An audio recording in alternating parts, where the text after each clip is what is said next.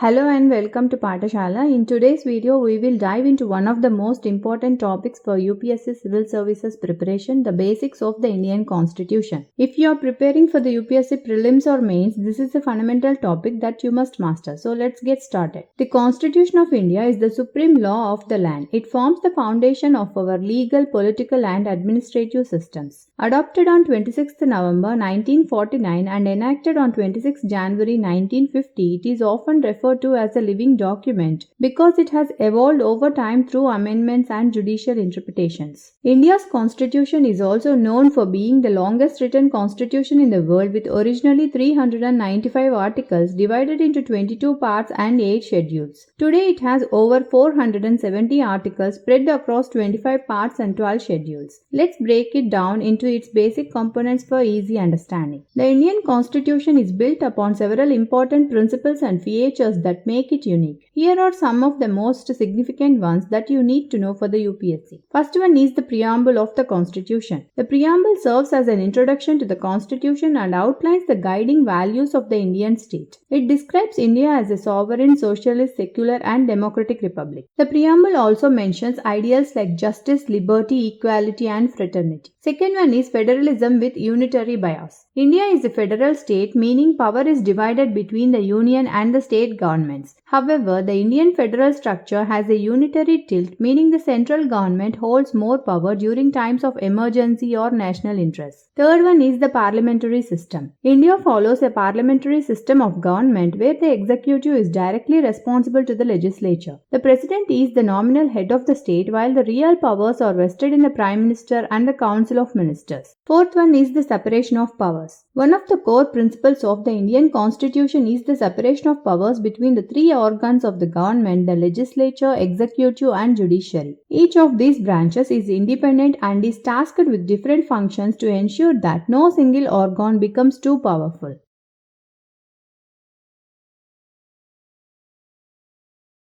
The Indian Constitution guarantees several rights to its citizens, which are called fundamental rights. These are essential for safeguarding individual freedom and are enforceable by the courts. Here is a quick overview of the 6 fundamental rights. Right to equality, right to freedom, right against exploitation, right to freedom of religion, cultural and educational rights, right to constitutional remedies. Along with fundamental rights, the Constitution also lists fundamental duties which were added by the 42nd Amendment in 1976. These duties remind citizens to uphold the spirit of the Constitution and promote harmony and brotherhood in the country. The directive principles of state policy mentioned in Part 4 of the Constitution are guidelines for the government to create a just society. Though not legally enforceable, they are fundamental in the governance of the country. They aim at promoting social and economic welfare, ensuring equitable distribution of wealth and reducing inequalities. Another vital aspect of the Indian Constitution is its ability to adapt to changing times. The amendment process allows Parliament to change the Constitution